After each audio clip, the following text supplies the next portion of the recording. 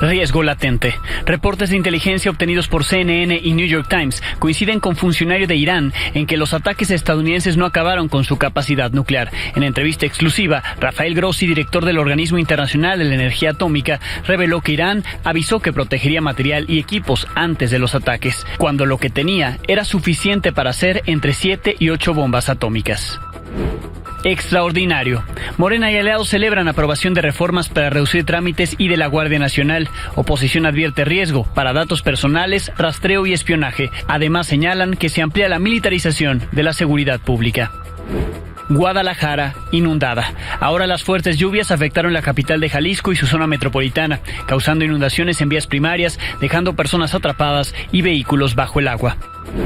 Cátedra de Diego Luna. El actor, director y productor mexicano se plantó en el show nocturno estadounidense Jimmy Kimmel Live con un monólogo en el que defendió la aportación diaria de los migrantes en ese país.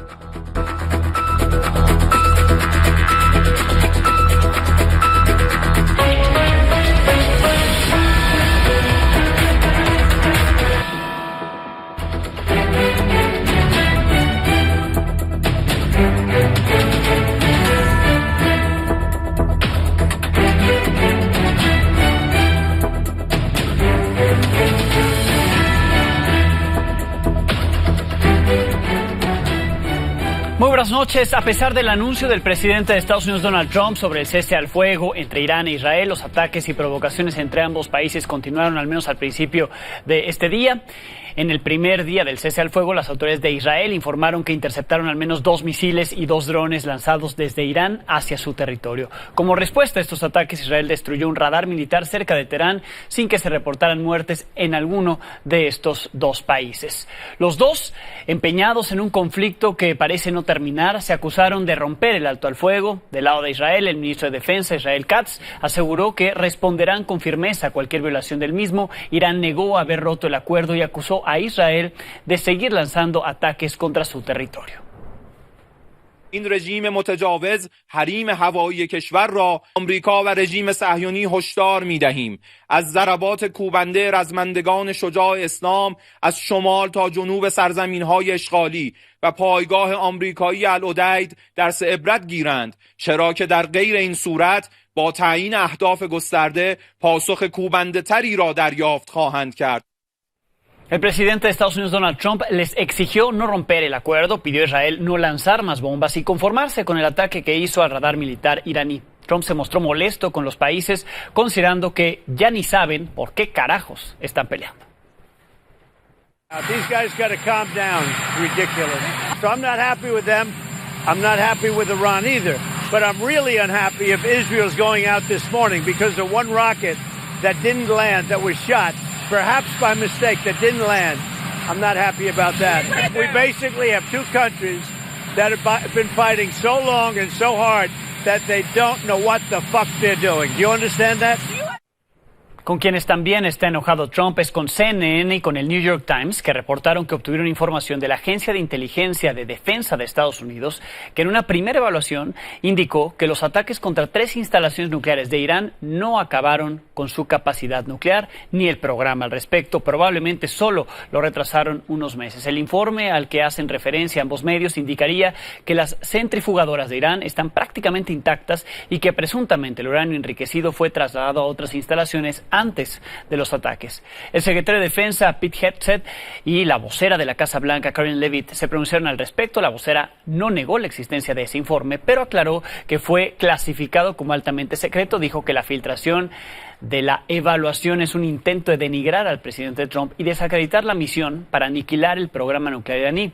Desacreditó lo publicado al asegurar que el resultado de lanzar 14 bombas de 13.600 kilos sobre objetivos fue el de una aniquilación total. El jefe de la Organización de Energía Atómica de Irán declaró que efectivamente se previeron los daños en ese país del ataque de Estados Unidos y aseguró que el plan de producción nuclear iraní no se verá interrumpido.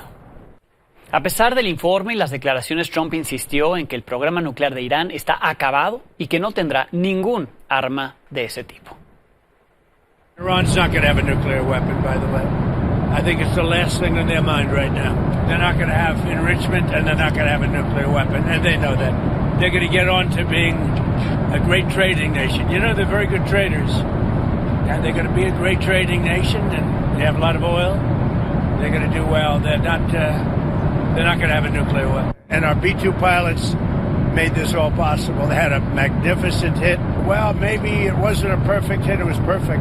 ¿Qué es lo que realmente se sabe de lo que Irán todavía tiene? En exclusiva platiqué con Rafael Grossi, el director del Organismo Internacional de la Energía Atómica, que evalúa la capacidad nuclear de todos los países regulados, como Irán. Reveló que efectivamente Irán avisó que iba a proteger material y equipo antes de los ataques, cuando contaba con lo suficiente para hacer entre 7 y 8 bombas nucleares. ¿Qué evaluación tiene el organismo ante lo que vimos hace algunos días, el fin de semana, estos ataques clave de Estados Unidos, y qué riesgos podrían implicar los mismos? Estos ataques han tenido un objetivo fundamental, que es el de, desde el punto de vista de quienes lo realizaron, evidentemente, sí, el de quebrar o dañar de manera significativa, o si no permanente, la capacidad en Irán de enriquecimiento de uranio. Como tú sabes, el enriquecimiento del uranio es importante en la actividad energética nuclear, pero también tiene una derivación posible hacia los usos bélicos, porque para tener un artefacto nuclear hace falta uranio enriquecido a un alto nivel, que es lo que prácticamente Irán estaba haciendo. En cuanto a los peligros de lo que ha sucedido hasta ahora, nuestra evaluación, apoyada por los datos que tenemos, obviamente, es que no ha habido un riesgo de tipo radiológico o de contaminación ambiental, porque en estos sitios que fueron impactados por estos ataques hay relativamente poco material nuclear cuya dispersión en el medio ambiente pudiese causar una gran contaminación. Entonces, desde ese punto de vista, digamos, todo ataque, toda guerra es negativa, pero desde ese punto de vista por lo menos está la buena noticia de que la contaminación, si es que la hubo, está muy circunscripta, está limitada al interior de las instalaciones que fueron atacadas. ¿Prevén el regreso de los inspectores a Irán justo para hacer estas evaluaciones? Bueno, ese es el gran tema que se abre ahora, Alejandro. Justamente en el día de hoy envié una carta al ministro de Exteriores iraní, el doctor Abbas Araghchi, ofreciéndole yo encontrarnos a la brevedad posible para analizar las modalidades del regreso de nuestros inspectores a todas estas instalaciones. Por supuesto, esto no va a ser una tarea sencilla, claro, porque estas instalaciones que nosotros verificábamos constantemente, ¿no?, como una cuestión casi de rutina, muchas de ellas están destruidas, muchas de ellas están bajo escombros. En muchas de ellas probablemente la situación de seguridad por la posibilidad de municiones que no han estallado puede ser muy delicada, de modo tal que esto va a ser un proceso de regreso a las instalaciones. No va a ser algo de la noche a la mañana, digámoslo así. Escuchaba en otras entrevistas, en intervenciones que ha tenido, incluso en la participación que tuvo en el Consejo de Seguridad de la ONU, que este enriquecimiento por parte de Irán no apunta directamente a que esté desarrollando ya un arma nuclear como tal. Faltan, digamos, varios pasos, varios elementos. ¿Se puede tener certeza de esto? Bueno, corregiría una sola cosa de tu formulación que es en general perfecta. Este enriquecimiento no sé si apunta a eso. Nosotros no juzgamos intenciones. Claramente, algunos países sí, y por eso hicieron lo que hicieron. Claro. El enriquecimiento de uranio, Alejandro, como decíamos recién, es algo muy delicado. Entonces, lo que hay que decir, y esto es objetivo y no es una acusación, es que Irán es el único país en todo el mundo, que sin tener armas nucleares enriquece a estos niveles. Y sigue enriqueciendo y sigue enriqueciendo. Entonces, la preocupación de la comunidad internacional es justificada. Ahora, también es correcto lo que tú dices, y yo también lo he dicho, porque esto también es otra falsa narrativa que nosotros solamente ahora decimos que no tenían un arma nuclear. En ese informe y en informes anteriores, el OEA siempre ha dicho que una cosa es tener el material. Pero otra muy diferente es tener esa ojiva nuclear armada, ensayada, es una tecnología, si bien, como tú bien sabes, por la historia universal, es una tecnología de los años 40 o 50, es muy delicada. Hay que saber hacerla y hay que poder hacerla. Irán no tiene hoy por hoy un arma nuclear. Pero también digo que muchas veces altos responsables iraníes han dicho que ellos tienen todas las piezas del rompecabezas y que solamente tienen que ponerlas juntas. ¿Esa cantidad de uranio enriquecido se puede utilizar para otra cosa? A ese nivel de enriquecimiento, muy poco. Eso es prácticamente enriquecimiento de tipo militar. Por ejemplo, en las centrales nucleares, como Laguna Verde en México, digamos, uno puede tener uranio enriquecido al 3%, al 4%. Para usos medicinales o de investigación se utiliza el 20%. 60% es un camino hacia un enriquecimiento altísimo y, por lo tanto, la preocupación de la comunidad internacional es justificada.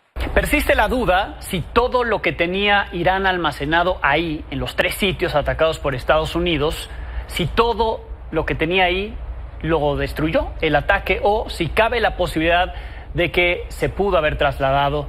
Por supuesto es especulativo, pero le pregunto si hay posibilidad de esto y si existe la manera de comprobarlo. Sí hay la posibilidad. De hecho, Irán nos anunció que tomaría medidas de protección de su material y de sus equipos. Y naturalmente luego el conflicto se desató. Cuando se desata un conflicto y hay cohetes y bombas explotando, nadie inspecciona nada, es obvio. Entonces lo que nosotros tenemos que hacer, y esto es lo que hoy invité al ministro de Exteriores, Araghchi, lo que tenemos que hacer es ponernos de acuerdo para retornar a los sitios y ver dónde está ese material, porque son 400 kilogramos de uranio enriquecido al 60%, que son suficientes no para una, sino para varias ojivas nucleares. ¿Varias? ¿Cuántas? Se estima entre 7 u 8. Por esta información que dio y que está dando Rafael Grossi, fue amenazado por Ali Larijani desde el sábado. El principal asesor del líder supremo de Irán, Ali Khamenei, lo acusó de que el informe sobre el programa nuclear de Irán ayudó a que la comunidad internacional apoyara los ataques de Israel en contra de Irán. Esto me dijo al respecto de la amenaza. Que esta idea peregrina, que es porque hubo un informe que dice que Irán estaba enriqueciendo al 60%, esto lo venimos informando hace ya más de un año o más. Y que Irán no ha dado todas las clarificaciones que nos debe dar. Esto lo digo prácticamente en cada informe periódico de la agencia, de modo tal que esta narrativa es una narrativa falsa. En tal caso el problema lo tienen con los países que los han atacado, no con esta agencia internacional que simplemente informa lo que ve. Eso por un lado. En el plano personal es algo muy desagradable. Yo lo tomo como parte de mi misión. Mi misión no es una misión fácil. El organismo que yo dirijo es un organismo que trata sobre cuestiones sumamente delicadas. Esto nunca debería ocurrir. La eliminación física del director general de un organismo internacional es algo gravísimo y evocarla, aunque sea como una posibilidad, es algo totalmente inadmisible. Yo estoy muy tranquilo, continúo y continuaré mi trabajo con total tranquilidad.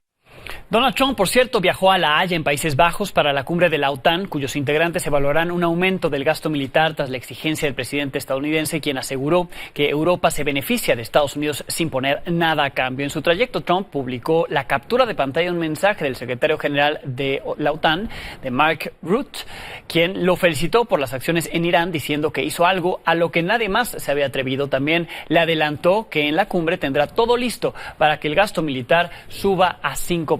El texto concluyó con la frase: Europa pagará a lo grande.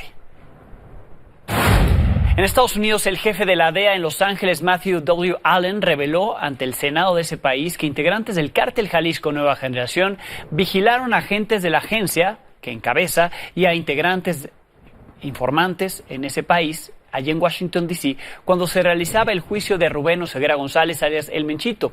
Detalló que en septiembre del 2024 se descubrió a los operadores del cártel vigilando agentes antidrogas durante todo el juicio, que duró casi 3 semanas. Según el funcionario, tras el procesamiento del Menchito, el grupo criminal habría asesinado en México al esposo y a la hija de uno de los informantes, además de un soldado. Asesinatos a los que luego se sumó el del ex policía federal Iván Morales y de su esposa, el 30 de abril en Temisco, Morelos. Este agente testificó contra el Menchito. During the trial of Menchito, son of CJ&G's top leader, cartel operatives were caught surveilling DEA agents and informants right here in Washington, D.C. As a direct result of the capture and prosecution of Menchito, CJ&G struck back in Mexico, shooting the wife and killing the daughter of a cooperating informant and killing a Mexican army soldier. This is who we're up against. Paramilitary cartel with global reach, willing to kill families and surveil U.S. personnel on our own soil. En otro caso, ya en Estados Unidos, Vicente Carrillo Fuentes, el viceroy, ex líder del cártel de Juárez, obtuvo 90 días más para decidir si realiza un acuerdo de culpabilidad con la Fiscalía o va a un juicio por los cargos de narcotráfico que enfrenta en su contra. El hermano del Señor de los Cielos tendrá hasta septiembre para pensar su futuro. Ángel Hernández estuvo en la audiencia. Esta es la crónica. Vicente Carrillo Fuentes ganó tiempo. La Fiscalía estadounidense le dio 3 meses más para pensar si quiere firmar un acuerdo de culpabilidad y evitar así que vaya a juicio por narcotráfico. El viceroy, ex líder del cártel de Juárez, volverá a la Corte Federal de Brooklyn el 30 de septiembre. Lo acusan de tráfico de cocaína, crimen organizado, posesión de armas de fuego y lavado de dinero. Fue entregado al gobierno estadounidense en febrero pasado durante un operativo inédito, junto a otros 28 capos como Rafael Caro Quintero, quien también es acusado en esta misma corte. A diferencia de Rafael Caro Quintero, Vicente Carrillo Fuentes ya ha recibido formalmente una oferta por parte de la Fiscalía estadounidense para que éste se declare culpable a cambio de recibir beneficios para su sentencia o beneficios penitenciarios y además no ir a juicio. Al final de la corta audiencia, la jueza Joan Asrak confirmó que Carrillo Fuentes está conforme con el trabajo de sus abogados Kenneth Montgomery, Leonardo Aldrich y Steven Lynch. El viceroy, hoy de 62 años, sucedió a su hermano Amado Carrillo Fuentes, el Señor de los Cielos, al frente del cártel de Juárez, luego de que este murió durante una cirugía plástica en 1997. Eran sobrinos de Ernesto Fonseca Carrillo, alias Don Neto, exfundador del cártel de Guadalajara. La organización criminal fue reconocida por haber movido toneladas de cocaína colombiana dentro del territorio mexicano en avionetas y otras aeronaves. Carrillo Fuentes fue arrestado en un operativo en Torreón, Coahuila, en octubre de 2014 y luego encarcelado en el penal de máxima seguridad de Puente Grande. En 2021, un tribunal lo sentenció a 28 años por delincuencia organizada, operaciones con recursos de procedencia ilícita y acopio de armas de fuego. Pero en octubre de 2022, la FGR obtuvo una nueva sentencia por delitos contra la salud, acumulando así 48 años de prisión que purgaba cuando fue entregado a la autoridad estadounidense. Con imágenes de Hugo Armando López desde Brooklyn, Nueva York, para Milenio Noticias, Ángel Hernández. Hay novedades a un mes de la desaparición de 4 integrantes del grupo musical Fugitivo de Reynosa y de su representante. La Fiscalía de Tamaulipas informó más sobre la forma en la que supuestamente un grupo criminal los secuestró, asesinó e incineró. El fiscal Irving Barrios detalló que el 25 de mayo el representante del grupo, Liván Ediberto, fue contactado por un sujeto llamado Dino Andrés, alias El Din, para que amenizaran un evento privado. Antes de llegar a ese lugar, fueron interceptados por hombres armados, los bajaron de su vehículo, los trasladaron a una camioneta gris, la cual fue asegurada en un operativo el 29 de mayo junto a otro vehículo. Los músicos y su representante fueron llevados a una ladrillera donde supuestamente los habrían asesinado y después introducido en un horno en el que se fabrican los ladrillos, donde supuestamente incineraron sus cuerpos. Según el fiscal estatal, mediante pruebas de ADN se ha podido identificar a 3 de las víctimas, aunque no se especificó a quiénes. Se anunció que se obtuvieron órdenes de aprehensión contra 13 personas, entre las que se encuentran 3 sujetos por los que se ofrece ya una recompensa de $1,5 million de pesos, todos supuestamente integrantes del cártel del Golfo de la facción de los Metro. Se localizaron y obtuvieron varios indicios a los cuales el laboratorio de genética les extrajo perfiles que resultaron coincidentes con 3 de las víctimas. Por cuanto a los fragmentos óseos, los mismos continúan en análisis para la extracción de ADN, contando para dicho efecto con el apoyo y la colaboración de la Fiscalía General de la República. ¿Qué dicen las familias de todo esto? Desde que estuvieron aquí, en este espacio, hace 3 semanas, comentaron que no confiaban en la Fiscalía Estatal. Por eso habían pedido que autoridades federales atajaran el caso. Mantienen, por cierto, esta postura. En redes sociales criticaron la falta de tacto y de protocolos para dar información. Por eso llamaron a realizar una caravana pacífica en Reynosa para exigir justicia. Algunos familiares le dijeron a mi compañero Mario García que antes de la conferencia lo citaron para darles la información a medias. Aunque les dijeron quiénes son los 3 supuestamente ya identificados, les pidieron mantenerlo bajo resguardo, pues no compartieron con ellos indicios que lo comprueben. Advirtieron que por eso harán sus propios estudios de ADN. Adelantaron que vendrán a la Ciudad de México a otra reunión con la Fiscalía General de la República. Mira, no sé con qué cara sale el fiscal general a decir todo esto al público, porque con nosotros casi ni se nos deja entrar a la fiscalía, se molestan. Ahora, les mostraron en la televisión fotografías que a nosotros no hemos visto y nosotros batallamos para que se nos muestren fotografías o sea, para que nos crean algo, para que nos muestren algo. Para empezar, respeto. Pues sí creo que hay pasado sobre nuestros derechos muchísimas veces. ¿Qué te digo? Pues mucha información que se nos ha negado, ocultado y desviado. Nos dijeron que había 3 positivos de ADN, pero ya por tantas irregularidades, pues no confiamos en que sea cierto y tomamos la decisión de hacer las pruebas por fuera. Pero no hay pruebas, no hay, o sea, no me han enseñado nada de mi hijo, no hay nada. Por eso te digo, o sea, ¿cómo confiar? Queremos ir a pedir nuevamente que la FGR traiga el caso para que pues hagan ellos las pruebas pertinentes, porque no confiamos en las autoridades de Tamaulipas y en los procedimientos que llevan. Queremos que lo traigan y pues pedir también esa protección, porque pues sí hemos recibido pues amenazas, ¿verdad? Para que esto llegue a la presidenta Claudia Sheinbaum, para ver si ahora que vamos a México puede atendernos, porque no hemos tenido hasta ahorita pues alguna respuesta o algún acercamiento por parte de ella.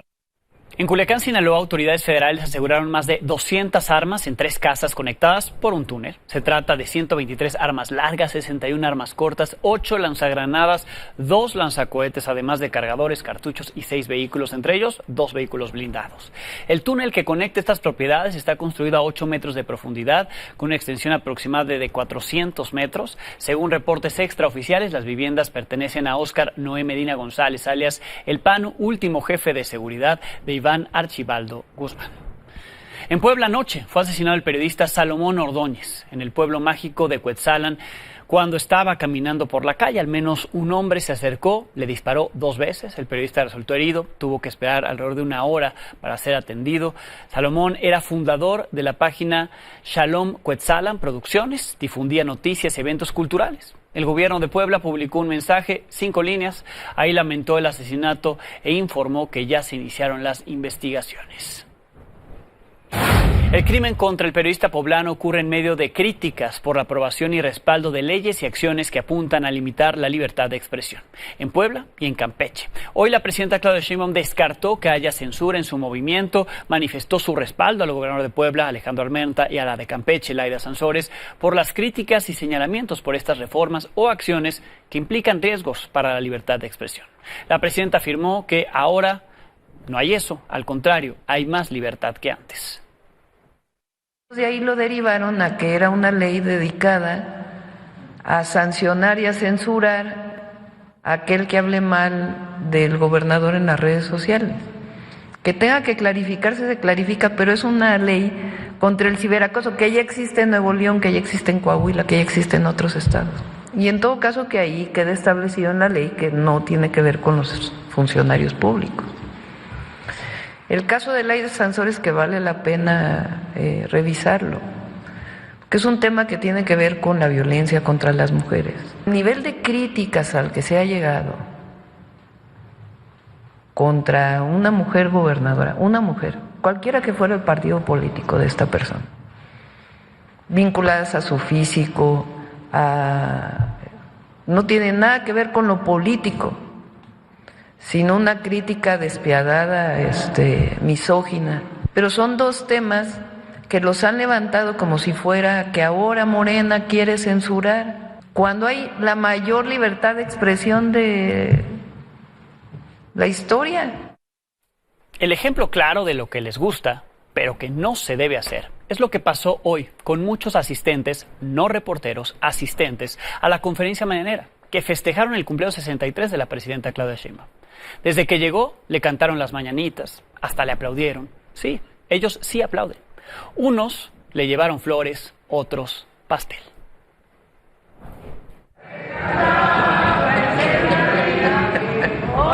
Muchas gracias. Ya a esta edad ya no hace falta tanto cumpleaños. Ya, un año más vieja. Muchas gracias. Bueno, ahorita terminando. 1, 2, 3. Vamos al de chocolate. Está duro. Presidenta. ¿Me vas a ver? Dios la bendiga, doctora. Muchas gracias. Gracias. Dios la bendiga. Muchas gracias. A la orden. Ahí tiene una notita. Muchas felicidades. Almita, gracias. Gracias. Reitero, eso no se debe hacer, pero no solo es mi opinión.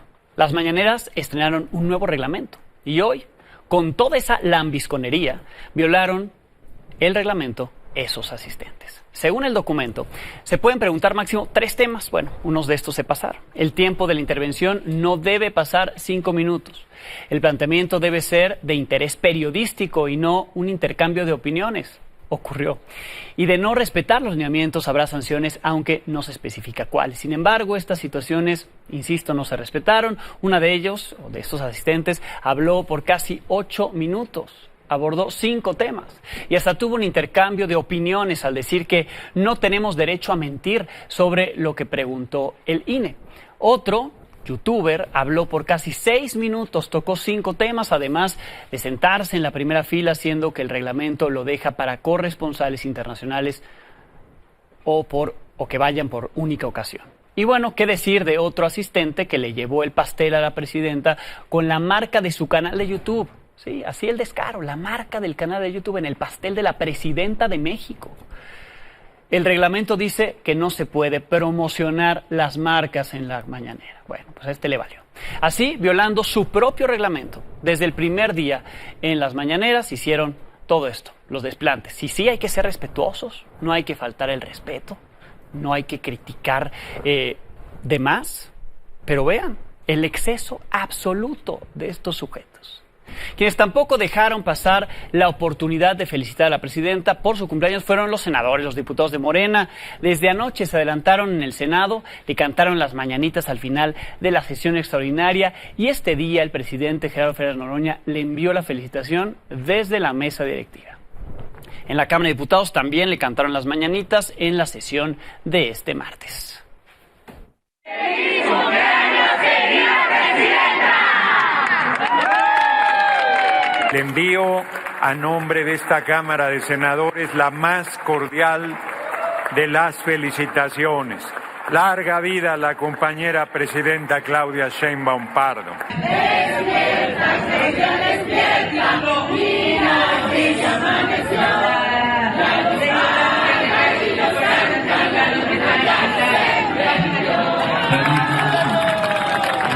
Les pagan mucho como para cantar para ser cantores, ¿no? Y para levantar la mano, les pagan mucho. Me enlazo a la Cámara de Diputados con Fernando Damián. Fer, que se aprobó, entiendo ya, la ley de la Guardia Nacional quedó completamente aprobada. Cuéntanos.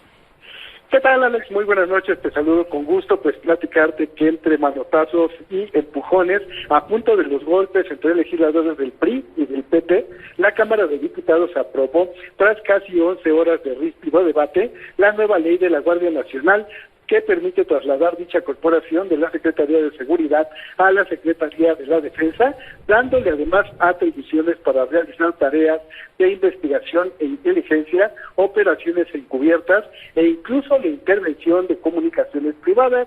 Así, avalado en lo general por 349 votos a favor y 132 en contra, el proyecto fue enviado al Senado de la República para su análisis y eventual ratificación en el actual periodo extraordinario de sesiones. Comentarte que casi al finalizar la sesión, los legisladores del PRI exhibieron una lona con las imágenes de Gonzalo y Andrés, hijos del expresidente López Obrador, además de la del vocero de la bancada morenista Arturo Ávila, con la frase cártel de Morena, lo cual generó, pues, lo que si tú gustas, podemos ver en la pantalla.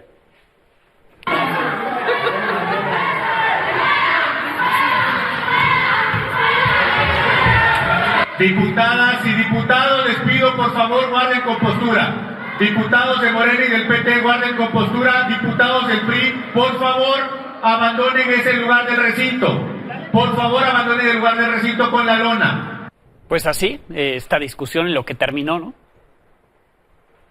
Así es, Alex, fueron pues muchas horas en las que hubo descalificaciones por parte de la oposición y también del bloque oficialista, y bueno, pues esto fue calentando el ánimo aquí en el salón de sesiones, hasta que ya al final, prácticamente terminando la discusión, pues dio lugar a esta acapela en el salón de plenos. Ya, ahora Fer, Morena y sus aliados están defendiendo esta ley que da ciertas atribuciones a la Guardia Nacional. Entiendo que la oposición criticó. Al final, ¿cuál fue el contraste entre las posiciones? Básicamente la discusión se centró en el señalamiento de las bancadas del PAN, PRI y Movimiento Ciudadano, acusando la militarización de la seguridad pública y alertando particularmente sobre la facultad de la Guardia Nacional para realizar tareas de lo que ellos denominan espionaje. Por parte de Morena, Partido Verde y PT, pues la defensa se centró en que esta corporación, según ellos, conserva el carácter y el mando civil a cargo de la Presidenta de la República y pues evidentemente para ellos tiene el propósito de abatir los índices de inseguridad y violencia en el país que el oficialismo atribuye a los gobiernos de lo que siempre han llamado el PRIAN. Alex. Bien, gracias Fer por el reporte.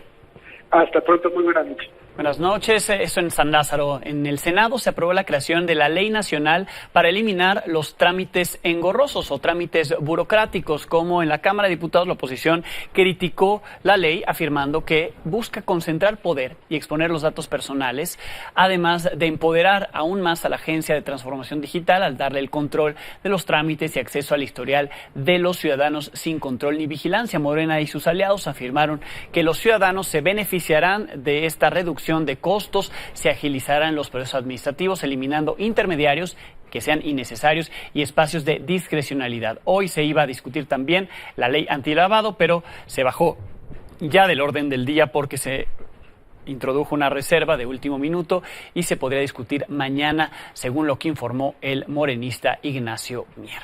Lo cierto es que traen todo un desaseo legislativo en este periodo extraordinario, por lo menos en el Senado, por las reformas que se deberían estar discutiendo. Para la ley de telecomunicaciones no saben si se va a hacer un nuevo dictamen o de plano será solo una reserva a la que ya existe, una reserva dentro de la iniciativa vigente. El presidente de la Comisión de Radio, Televisión y Cinematografía, José Antonio Álvarez Lima, dijo que lo tendrían a más tardar el fin de semana.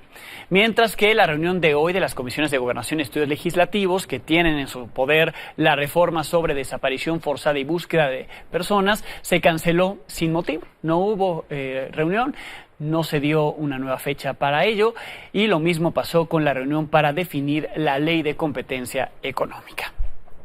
Y ante la reforma sobre desapariciones, hoy hubo más inconformidades de colectivos y organizaciones civiles. La organización Fundar señaló que es una reforma incompleta. Señaló que la plataforma única de identidad representa una violación a los derechos humanos. Por su parte, los colectivos de búsqueda señalan que la reforma no atiende la crisis de desaparición, que se enfoca en instaurar un sistema de vigilancia masiva. También insistieron en que es necesario un proceso de parlamento abierto para enriquecer la reforma, en especial para mejorar las condiciones de búsqueda y los procesos de identificación. Se mantiene para esta semana el temporal de lluvias sobre la mayor parte del territorio nacional. Entre otras cosas, se debe a una zona de baja presión con probabilidad de desarrollo ciclónico o posible ciclón tropical en el Océano Pacífico. Aquí el código QR está la descripción completa de cómo estará el clima en distintas zonas. Al menos 30 estados de los 32 tendrán lluvias esta semana. Hoy, por cierto, las tormentas causaron severas afectaciones en la zona metropolitana de Guadalajara. Allí en Jalisco se desbordó el arroyo seco en la colonia El Mante, allí en Zapopan, donde decenas de viviendas resultaron afectadas. Varios vehículos fueron arrastrados por el agua. Algunas de las calles más afectadas fueron de las principales, el Periférico, la calle Michoacán. También se desbordó el canal de Adolf Horn en Real de Valle y se registraron fuertes inundaciones en López Mateos, a la altura de Plaza del Sol, una de las más concurridas de Guadalajara. En San Lázaro Cárdenas, a su cruce con Gobernador Curiel, lo que obligó a suspender el servicio del macrobús en ambos sentidos. ¿Cómo están? Los saluda Uzi Toledo, no en algún río ni alguna presa. Esto es López Mateos, al cruce de Moctezuma, donde por lo menos estos vehículos se quedaron varados desde la colonia El Mante, con severas afectaciones aquí en este municipio de Zapopan. No es nada más que vean ustedes la unidad deportiva aquí sobre Privada Sonora y calle Sonora, pero lo más importante es el agua que ingresó a los hogares. Las escaleras hasta donde ingresó el agua. La comunidad que vive y disfruta de la playa 3Ms, allá en Ensenada, Baja California, está pidiendo al gobierno federal cancelar un megaproyecto que contempla construir una plancha de concreto de 1 kilómetro sobre lo que hoy es mar. Este es un trabajo de Said Betanzos. Con la señal del socorro internacional dibujada en el mar, en la playa 3Ms, surfistas, ecologistas, pescadores, académicos, estudiantes y ciudadanos de Ensenada pidieron al gobierno federal cancelar el megaproyecto para expandir el puerto del Sausal, anunciado en diciembre del año pasado. Afirman que provocará graves daños medioambientales. Fatal para la vida marina e incluso se plantea poner una estación de hidrocarburos. El proyecto, en el que se invertirán 5.745 millones de pesos, contempla construir una plancha de concreto de 1 kilómetro sobre lo que hoy es mar. Quienes se oponen afirman que esto agravaría problemáticas ya existentes como el tráfico vehicular, deterioro de vialidades, contaminación, inseguridad, comercio ilegal y la degradación de ecosistemas marinos. Se pretende pasar de 1.5 a 6 millones de movilización de contenedores al año. Es decir, que a lo largo de esta bahía nosotros vamos a empezar a tener un tráfico masivo de barcos. Además, aunque aquí lo que sobra es agua salada, la potable escasea. Los habitantes viven del tandeo y afirman que con un puerto más amplio, los campos vinícolas del Valle de Guadalupe, donde se produce el 90% del vino en México, también resultarán afectados. Si de por sí ya tenemos serios problemas ahí relacionados con el agua, con el crecimiento desordenado, sumarle un puerto con estas características en la entrada del Valle de Guadalupe, en la entrada de Ensenada, es también un tema urbano muy complejo que va a ser difícil realmente de solucionar, ¿no? Además, la bahía de Todos Santos, donde se encuentra la playa 3Ms, fue declarada la primera reserva mundial de surf en México y la segunda en Latinoamérica por la organización internacional Save the Waves, gracias a la calidad de sus olas. En este lugar se han forjado grandes surfistas y hay competencias. Estas playas son el semillero del surf. Este año fueron los nacionales CONADE y el 45% de la selección iba de aquí. La bahía de Ensenada, además, fue nombrada como la 6ª reserva mundial de surf en el año 2014. Desde Baja California para Milenio Noticias, Said Betanzos. Pausa, volvemos.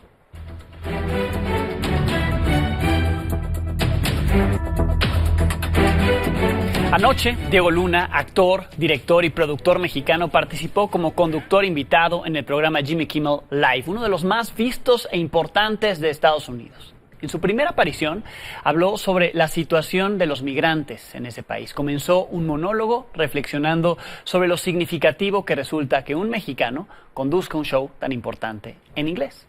De ahí empezó a criticar las políticas del presidente Trump y la manera en que ha tratado a los migrantes. Puso como ejemplo historias de trabajadores de distintos países que han aportado en distintos sectores. Sin ellos, Estados Unidos no habría podido levantarse de distintos desastres. Aquí parte de la cátedra que dio Diego Luna. Y apenas es el primero de 4 días en los que estará conduciendo Jimmy Kimmel Live.